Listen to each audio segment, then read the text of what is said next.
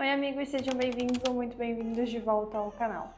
Hoje a gente vai falar sobre a 14ª etapa da Fórmula 1 desse ano. Inclusive, finalmente não estou mais atrasada com nenhum resumo, não estou devendo nada deste ano. Se vocês acharam que essa corrida ia ser morninha por conta da pista ser mais travada, erraram feio, porque juro, eu errei feio nessa. Enfim, vamos falar sobre tudo que rolou esse final de semana. O GP da Hungria acontece no circuito de Hungaroring e assim, fica bem pertinho de Budapeste.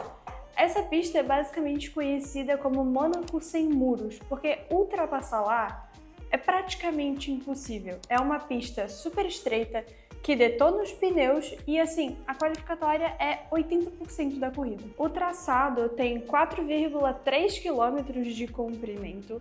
O ponto mais baixo para o ponto mais alto da pista tem 36 metros e são 14 curvas no total. Esse ano a pista foi parcialmente recapeada e assim, com a previsão do tempo dizendo que ia ser calor na quali, só que chuva no domingo, fez com que as equipes assim tivessem que pensar muito sobre como iam adaptar os carros. E a estratégia mais comum é a de duas paradas, porque é uma pista que exige muito dos freios e assim, 70 voltas no total, né? Agora sim, algumas curiosidades que eu adoro trazer aqui. O GP da Hungria, ele foi feito basicamente na intenção de globalizar de fato a Fórmula 1. Então, foi o primeiro GP dentro do território da União Soviética. Na estreia já teve dobradinha do Senna e do Piquet, e assim, é um lugar que adora primeiras vitórias, como por exemplo, Button, Alonso e o próprio Piastri tiveram as primeiras vitórias no Hungaroring. Cara, esse é um nomezinho que trava a língua, tá? Toda vida eu tenho que pensar muito antes de pronunciar essa palavra, porque a língua enrola, não sei o que fazer. E assim, falando das atualizações dos carros, as principais mudanças foram para ajudar os carros a se adaptarem à pista de baixa e média velocidade e também o calor da própria qualificatória. Deixa tudo cair. E apesar de muitas equipes não terem trago atualizações para esse GP, eu ainda assim trouxe a minha colinha. A Ferrari trouxe novos painéis de resfriamento na tampa do motor, por causa do calor e também das velocidades mais baixas do circuito. A Mercedes voltou para o pacote de suspensão usado em Imola, porque assim, o que acontece com a Mercedes especificamente? Tanto o Russell quanto o Kimi estavam perdendo confiança no carro, porque implementaram muitas atualizações e não estavam sabendo mais o que estava dando certo e o que estava dando errado. Então eles regrediram, vamos dizer assim, lá para o carro de Imola, que era onde eles estavam confiantes, e com um carro mais competitivo, para ir de novo reintroduzindo as atualizações para ter mais tempo de analisar o que está dando certo e o que não tá. A Red Bull trouxe uma nova aba na asa dianteira para aumentar um downforce e também uma nova asa traseira para equilibrar.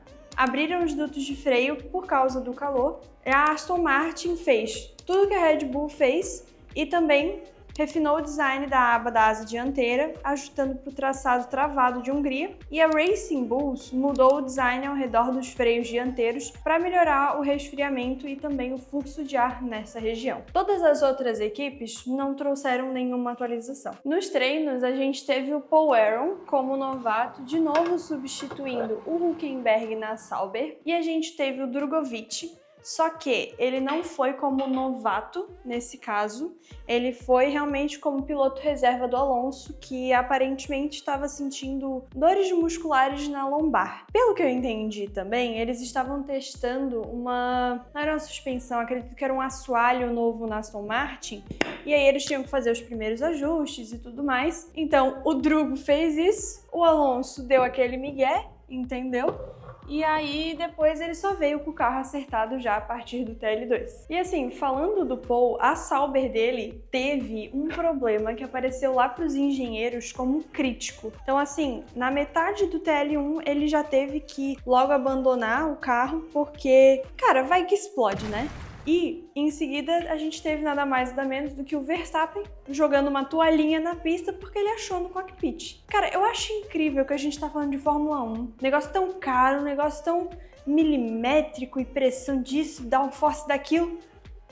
E tem até toalha no cockpit, pô. Que isso? Enfim, tava todo mundo travando, a pista tava cheia de borracha, mas no fim, nada sério aconteceu também. Agora sim, vamos pra parte que todo mundo gosta, que são as fofocas do paddock. Eu admito que a gente não teve tanta coisa relacionada aos pilotos dessa vez, mas relacionada à equipe, ao universo de Fórmula 1, a gente teve bastante notícia, assim, bem legal. E a primeira delas é que, pro GP aqui do Brasil, a Williams está deixando os fãs escolherem como vai ser a pintura do carro. Basicamente, a campanha é que a gente diga palavras que representem velocidade, adrenalina e esse mundo de automobilismo, e eles vão fazer um carro baseado nisso. Achei bem legal, diferente, mas não é uma super novidade, só uma campanha que eles estão fazendo agora. A Audi, que entra no lugar da Sauber para 2026, confirmou a maior parceria que a equipe vai ter, que é com a Revolut, que é uma fintech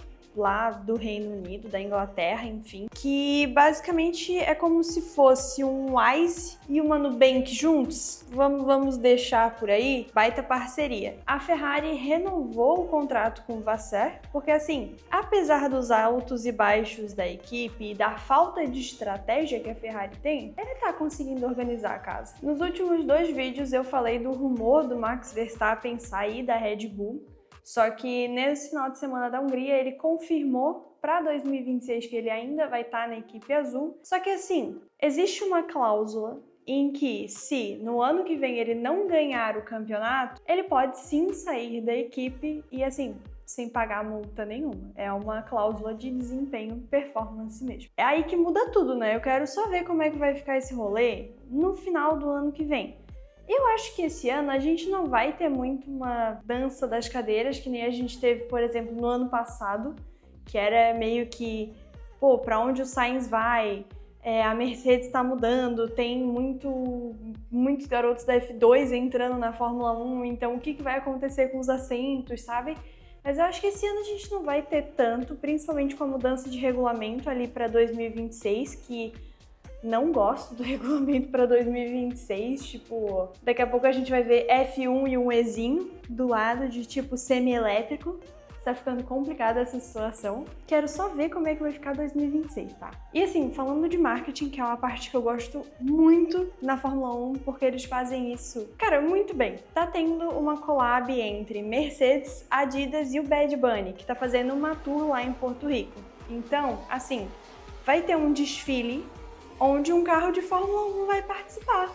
Vai ter demo run, vai ter exposição de peça histórica da Mercedes e até uma collab toda dessa parceria. Tô animada pra ver, eu gosto muito dessas ativações que todas as marcas trazem. Querendo ou não, traz também visibilidade pro próprio automobilismo. E assim, aqui agora eu vou me adiantar um pouquinho, porque eu ainda não falei da quali, mas eu tenho que falar sobre, que foi o momento em que o Leclerc, querendo ou não, cravou a pole, só que o Hamilton ficou em 12º. E aí, assim, ele saiu da classificação dizendo: pô, eu sou um inútil, claramente se o carro tem condições de estar na pole, o problema é o piloto, talvez eles devessem substituir o piloto. Então, assim, cara, que clima pesado que ficou pra Ferrari esse final de semana.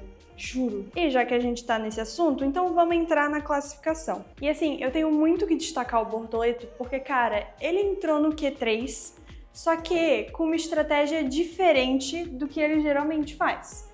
O que acontece? Quando a equipe já tá um pouco mais garantida, por exemplo, McLaren, eles costumam deixar um pneu no brilho para fazer realmente a melhor volta no Q3 e tá tranquilo, sabe? Sem ser um pneu usado. E a Sauber, ou as equipes do meio, do fundo, enfim, costumam assim, se eu chegar no Q3, tá ótimo, já ganhei. Agora, passou raspando, Bortoleto foi pro Q3 e ele tinha um pneu no brilho, e aí foi quando ele cravou a 7ª posição. Cara, foi a melhor classificação do Bortoleto até hoje. E eu acho muito engraçado que a gente vai torcendo pro Bortoleto, e se a gente for olhar meio que uma retrospectiva pro início do ano, quando ele ia pro Q2, a gente tava tipo, meu Deus, Q2 e tal, brasileiro. Quando ele foi pro Q3 a primeira vez, histeria completa. Marcou pontos, entrega a taça. Agora o cara tá indo pro Q3 com um pneu no brilho e marcando ponto. Cara, eu tô muito feliz com todos os novatos, mas principalmente com o Bortoleto. Muito bom ver ele, assim, competindo cara a cara com os outros rookies. E, assim, não dá pra contestar que ele tá numa Sauber. Uma coisa que me impressionou foi a McLaren não tá tão forte no Q3. Então, assim, foi um momento em que o Leclerc passou e fez a pole. Inclusive, foi a primeira do ano da Ferrari. Só que assim, naquele momento eu tive muita esperança, até eu assistir a corrida. E assim, apesar dos pesares, que corrida boa! Assim que largou, o Leclerc manteve a liderança, tipo, muito bem. E o Bortoleto também mostrou para que veio, e logo já passou o Stroll. Lá pela volta 4, o Verstappen que começou a atacar o Bortoleto, que se defendeu, assim, absurdamente bem. O Hadjar, mais ou menos nessa mesma volta, acabou machucando a mão com a brita. Se eu não me engano, algum outro carro passou na frente dele, levantou ali aqueles cascalhos e, como é uma curva, a mão do piloto acaba indo para cima e pegou bem aqui assim na mão dele e machucou. Além disso, o Hulk tomou uma penalização aí de 5 segundos por ter dado uma avançada antes do sinal ali da largada. É uma pena, mas assim, não tem muito o que fazer, né? Mais ou menos lá na volta 15, os carros começaram a parar e começou aquele jogo todo de estratégia.